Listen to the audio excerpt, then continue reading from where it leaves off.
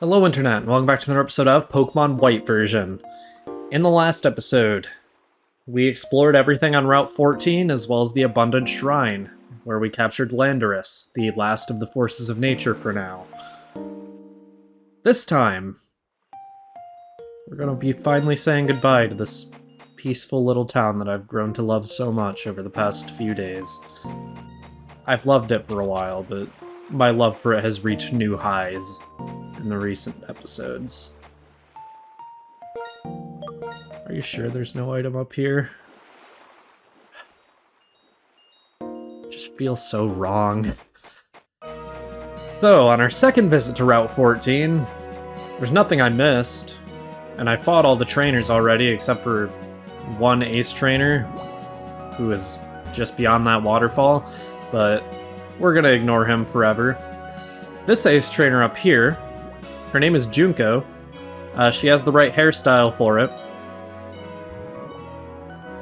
I don't like Danganronpa. Don't take this as me liking Danganronpa. And if we head through here,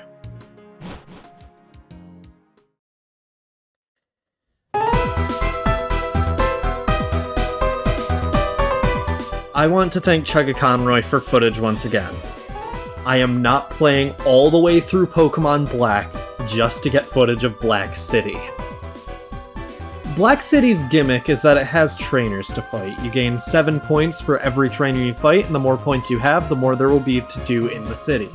The number of starting NPCs in the city is based on the number of days of real time between creating your save file and reaching the city, and it decreases the longer it takes you to get there. Every day, no matter what, you lose 5 points and you gain 3 by entering Black City once per day. The issue is, if your points go down to 0, all of the people leave. It's a ghost town, and the only way to get them back is through the Entralink, which is a local multiplayer exclusive option in 2022 on a real hardware only. Yeah, Black City is terrible, and is almost exclusively the reason to choose white over black besides thematic reasons involving which Dragon N gets. Even besides the horrible point system, everyone in this city is just an asshole. The city itself looks incredibly bleak with things like smoke visible above the city. If you head into the central market, there's a shop whose inventory is dependent on who lives in the city, such as selling items that you can buy at 10 times their selling value. You can buy fresh water for $1,000. There's an old man inside that shopping center who will give you a Chesto, Pecha, Lum, Leppa, and Bluckberry for defeating 10 trainers, which is a waste of time, though this is one of few sources of renewable berries in the Unova region. There is a single one-time rotation and double battle in Black City as well. The worst part is, though, you know that shop I mentioned before? There are no good items purchasable in Black City, ever. You can buy them all in Pokemarts for less money, you can obtain them easily through other means, you can get them in Dust Clouds for free, or you can buy selling items for a 10-time markup. You can buy heart scales, which can be good, but they're so plentiful in this game anyways, and you can buy Poketoys and Pokedolls. You can buy Pokedolls in the Route 9 Mall, and they both do the same thing. Yeah. Black City is bad. I feel bad for people who played Pokemon Black when it first came out, and missed out on everything that White Forest has to offer instead. White Forest is awesome. Sure, the gate we came through looks bad. Like, very bad. But this place is awesome. Trust me on this. Let's talk to you. It feels so peaceful here. I love it. The vastness of nature spices up my life. Yeah, I really have taken a liking to this place. Well, you know, I was born and raised in the city, so maybe I should go home soon. That is an NPC who could be recruited to Black City through the Entralink from a player who is playing Pokemon Black. My White Forest is fully upgraded, it looks like. Not fully, maybe, but with the amount of tall grass here, okay, so let's talk about White Forest. So my notes say to use PK Hex to add more to White Forest if possible. I didn't do that. Not yet, at least. So everyone we talk to here, city life seems like it would be really nerve-wracking. I like how everyone here looks so happy. I want to make them even happier with my business. Business opportunities don't just come rolling at you so easily. I feel like Black City may be a better fit for me. You'll see people mentioning Black City, but a lot of the time they mention it and it's like it would just be to return home, or, oh, it just might be a better fit for a business. This place is soothing. I read somewhere that the scent of trees and grass makes you feel calm in an aromatherapy kind of way. This place seems to have the same effect. Gosh, maybe I've become too calm because I'm bored now. But that's worth feeling too from time to time. See? It's like, she's even like, well, I may feel bored, but that's part of life. It's like, it's so much better than Black City in every conceivable way. It looks better, it feels better, everyone's happier. And on top of all of that,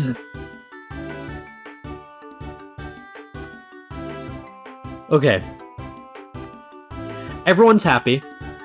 There may be no stores, but there's a cute little house full of people who are all super positive. And there's a boy in here who will have a triple battle with you. In White Forest, there are people who show up through the Entralink too. But instead of Black City's garbage, you get 10 points just for talking to them. There's no shop, so they don't dictate what items you find. Instead, they dictate the wild Pokémon that can appear. They're all level 5, but there are 32 of them. And they are all version exclusive to Pokémon White, meaning Pokémon White has 32 version exclusive Pokémon that you cannot get at all in Pokémon Black. Are you convinced Black City sucks yet? Let's talk to the people in here. I've always lived with these Pokémon. How would you like to try a triple battle with me? I thought the boy was the one who did the triple battle. I don't want a battle right now, but let's have a triple battle. Oh, this guy will too. So there's 2 triple battles here. Okay. Oh, welcome to White Forest. In White Forest, people live in harmony with nature and with Pokémon. Please listen to the voice of the forest. It's saying bienvenue. Ho, ho, ho. I do research into the Pokémon that live in this forest. In theory, you should find Magby living in this forest. If you see Magby in this forest, please let me know. That will be proof that Pokémon are living in this forest. Alright, so we gotta search for a Magby. Let's go berry picking together. Nope. Did you notice the sky's beauty today? Tomorrow will be fine too. I need berries for tomorrow's dinner, so go pick. I'm not picking berries. Although we might be, because if I turn on the I had the dowsing machine on, so never mind, I guess. There is a chance that anywhere between 0 and the number of people living in Black City will have item balls. That number of item balls will appear. And they can be the exact same things that you have to buy for ridiculous prices in Black City. Black City is just so terrible. I cannot believe they thought Black City was an acceptable thing to put in Pokemon Black version. It weighs down the entire game. It's that bad. Like, what reason would there be to play Black over White because of it? None. Anyway, please be Magby on the first try. Togepi. Well, it's a good Pokemon, but it's not the one I'm looking for. I guess while I'm searching for Magby, let's go over the Pokemon that can appear here. And I'm not going to do what Chugga Conroy did, where he just said too late to be useful for all of them. I'm going to give at least 1 sentence for each. And here's Magby, so I guess I'll just sit still while I do it. Pidgey is a decent enough mixed attacker that, unfortunately, doesn't really shine as Pidgeot yet at this point in the series. It's a little too early for it to be useful. Nidoran female is an okay wall as long as it doesn't have rivalry for its ability, however its male counterpart is the one that really shines. Nidoran male is a decent physical attacker who gets decent use out of special moves as well. It's a good user of the Life Orb too, just, again, make sure it doesn't have rivalry. Oddish can evolve to become either Vileplume or Blossom, both of which are just okay. Grass Poison is a good defensive type on Vileplume who gets good use out of Giga Drain. Pure Grass is also a decent defensive type on Blossom who gets okay use out of Giga Drain. Abra can only become Alakazam if you trade with a friend, but if you do, it has consistently been one of the strongest special attackers and competitively used in every generation it's been catchable. Machop gets the fun ability of No Guard, meaning no moves can miss, but in return it lands with every move, giving it a 100% accurate dynamic punch. This is a very powerful weapon. Bellsprout is sort of just a worse version of Oddish, but it's definitely still usable. Magnemite evolves to become a great defensive wall with a fantastic offensive and defensive typing. It's a great user of Flash Cannon and Thunderbolt. Ghastly is sort of the exact same story of Abra, except its type is a little worse, but it does get Levitate to get rid of the ground weakness. Rhyhorn evolves to become an incredibly powerful physical wall, however, it can't really take special attacks at all. Porygon could theoretically be fully evolved at level 5, and Porygon Z is a monstrous special attacker with access to fantastic type coverage and smooth pool. Mareep is one of my favorite Pokemon types. Or names, not types, but whatever. It's a slow special attacker, definitely usable, but there are better options for electric types in Unova that we've already seen. Hi, Zekrom. Hoppip. Oh, hey, Yuzi, good to see you. Togepi. If it has Serene Grace, it evolves to become one of the most satisfying users of the move like Ancient Power and Air Slash. Wooper. Wooper, Wooper, Wooper, Wooper, Wooper, Wooper, Wooper. I actually wrote that many times in my notes. Isn't that awesome? It has one of the best defensive typings in the game, with its only weakness being Grass, and Water Absorb is a fantastic ability that makes Wooper and Quagsire a great choice for switching into max-ups that would be undesirable for Pokemon weak to water. Elekid evolves to become a physical sweeper that hardly learns any useful physical attacks. Magmy evolves to become a special sweeper that hardly learns any useful special attacks outside of its own type. Thunderbolt, Psychic, and Focus Blast can fill its moveset though. Wurmple is actually bad, and so are its evolutions at this point in the game. Lotad has a good defensive typing and makes good use out of Rain. Its moveset always ends up looking pretty samey, usually Surf, Giga Drain, Ice Beam, to Rain Dance, but it's not bad. Seedot. It's not as fun as Lotad. Ralts is an interesting one. While it hasn't gained the Fairy type yet, it's still a powerful Psychic type in its own right. Gardevoir is a fantastic special sweeper, though slightly below Alakazam as far as type coverage and usability goes, while Gallade is a fantastic physical attacker with access to moves like Shadow Sneak and Leaf Blade. Surskit is bad, but Masquerain does get Intimidate, so there's that.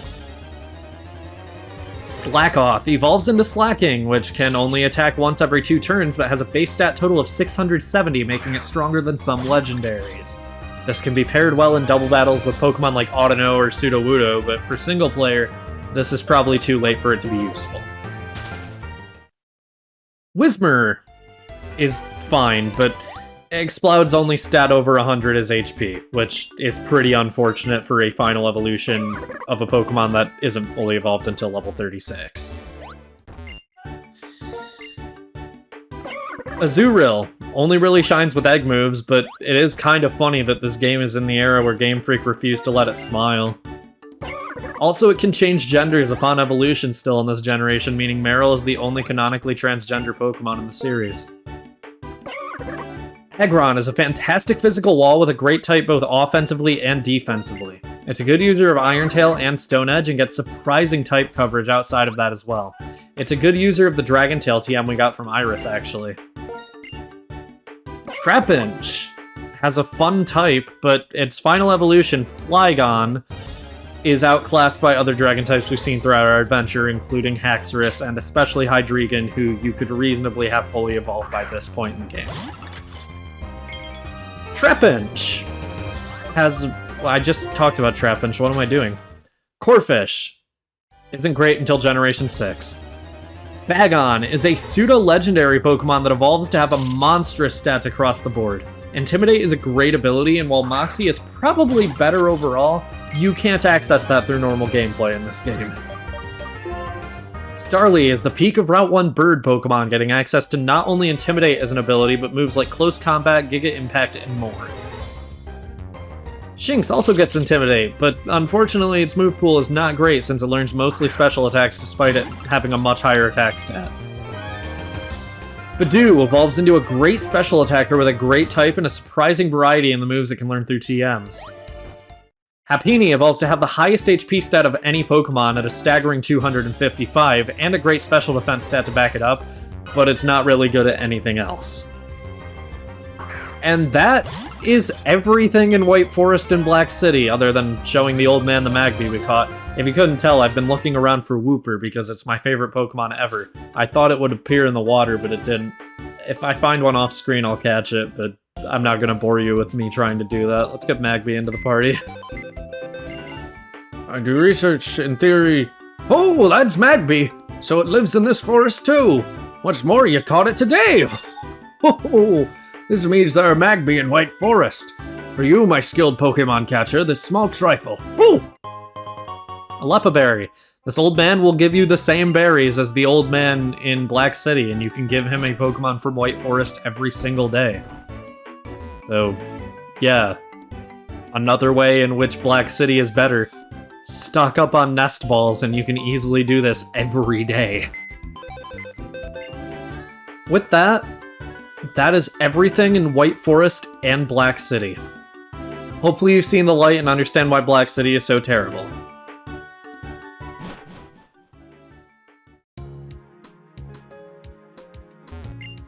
If you want to enjoy the slow life, visit White Forest. As the residents change, the forest also changes. Looking at the changes, I feel that people in the forest are made of the same living matter. People who yearn for nature often move into White Forest. That's awesome. Next time on Pokemon White version. Route 15, Marvelous Bridge, and then we're back to a place we've already been. We only have 2 more places in the entire Unova region to explore. Next time, we'll only be exploring Route 15. Don't get your hopes up. We still need to dedicate 1 more episode to a new place at the very least. See you guys then. I'll let you listen to the White Forest music on the end screen. Now I'll see you guys then.